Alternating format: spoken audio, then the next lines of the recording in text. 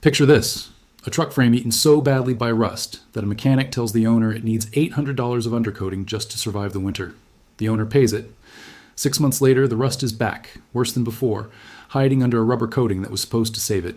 Now picture the same frame treated with a liquid that costs about $1, the kind sitting quietly in the concrete aisle of almost any hardware store, and that same rust turning into a hard black shell overnight, a shell that will not spread and will not come back. That is not a trick. That is basic chemistry, and almost nobody driving a rusting vehicle has ever been told about it. Here's the problem most people are dealing with, without even realizing how badly they are being set up to fail. Rust on a frame, a control arm, or a rocker panel is not cosmetic. It is metal actively converting itself into a crumbling, expanding, structurally weaker version of itself, and once it starts, it does not stop on its own. So people go looking for a fix, and the industry hands them two options.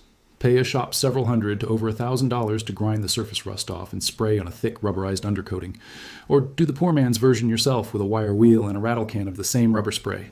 Both feel like progress. Both look great for a few months. And both are, in a very real sense, treating the symptom while leaving the disease completely untouched underneath. That is where the overlooked part of this story comes in, the part almost nobody explains clearly. Grinding rust off, no matter how aggressive the tool, only removes what you can see and feel. Rust does not sit neatly on the surface like dust. It burrows into the microscopic pores of the steel, and a wire wheel or a sander physically cannot reach that depth. So the shiny metal you're left with still has rust seated underneath it, waiting. And spraying rubber over that is arguably the bigger mistake, because now that hidden rust has a dark, sealed, moisture-trapping environment to keep working in private, away from your eyes, until the day the coating cracks and you discover your frame has hollowed out from the inside. The fix people are paying good money for is often the exact thing accelerating the problem. So how did anyone figure out there was a better way? The answer traces back to something much older than car culture. Long before undercoating shops existed, ironworkers, shipbuilders, and later the concrete and masonry trade were dealing with the same enemy, iron oxide, the scientific name for rust, and the fact that it never really goes away on its own. Concrete workers, oddly enough, use a mild acid to etch and clean floors before sealing them. And somewhere along the way, people in agriculture and heavy industry noticed that the same class of acid did something remarkable to rusted metal tools left out in the weather. It didn't just clean them, it changed them chemically into something darker, harder, and inert. That observation eventually became the basis for what the automotive restoration and marine industries now quietly call rust conversion, a process that has existed in specialty form for decades, just rarely marketed to the average driver. The science behind it is simpler than it sounds.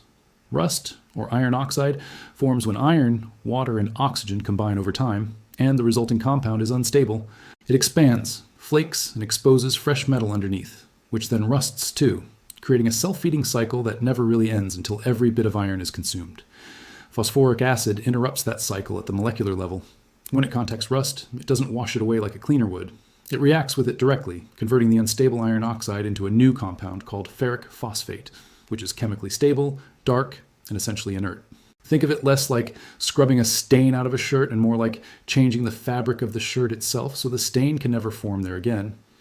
Once that reaction finishes, the rust hasn't been removed. It has been neutralized in place and it becomes its own protective layer instead of an ongoing problem. The reason this stays under the radar isn't some grand cover-up. It's simpler than that. A gallon of concrete etching solution costs a few dollars and can treat an entire vehicle. There's no room for a service fee, no hourly labor charge, no upsell. Undercoating shops and rust repair chains are built around recurring visits and physical labor, and a $1 bottle from the hardware aisle doesn't fit that business model, so it never gets mentioned. It isn't that anyone is hiding a secret from you. It's that nobody in that industry has an incentive to bring it up, and the bottles rarely leave the concrete and masonry aisle to begin with, so the average driver never crosses paths with it. Restoration shops that work on classic cars, boat owners dealing with rusted trailer frames, and even some agricultural equipment repair crews already use this exact method, just usually under the label rust converter rather than concrete etch, and often marked up considerably for the same active ingredient. Mechanics who specialize in frame repair on older trucks have used phosphoric-based treatments for years, specifically because grinding and rubberizing kept failing on severely rusted frames. If you want to try this yourself, the process is straightforward. Start by clearing away only the loose, flaking rust with a cheap wire brush, not to expose bare, shiny metal, just to remove what's barely hanging on so the liquid can actually reach the rust underneath. You do not need to sand down to clean steel, and in fact, you shouldn't try. Next, pour the concrete etching solution, checking the label to confirm phosphoric acid is the active ingredient. into a basic spray bottle. Put on eye protection and a simple respirator mask before you begin, since even a diluted acid deserves basic caution around your eyes and lungs. Then saturate the rusted area thoroughly, working it into every seam, crevice, and pitted section, because the more contact the acid makes, the more complete the reaction will be. After that, the hardest part of the job is doing nothing. Leave it alone for a full 24 hours without wiping, rinsing, or touching it, and let the reaction finish on its own. What was orange and crumbling will have turned into a smooth, matte black surface that is chemically finished converting. If you want extra long-term protection, you can paint or prime over that new black layer once it's fully cured, since it actually makes an excellent base for paint, though even without a top coat. The conversion itself stops the rust cycle where it stands. None of this makes a vehicle indestructible, and it's worth being honest about the limits. This treats surface and moderate rust conversion, not structural holes or severely compromised metal, which still need welding or panel replacement from a professional.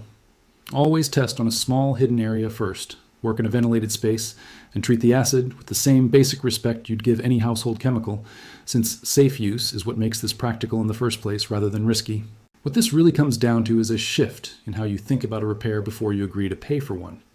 The most expensive fix isn't always the most effective one, and sometimes the actual solution has been sitting in plain sight the whole time, just filed under a completely different label on a completely different aisle.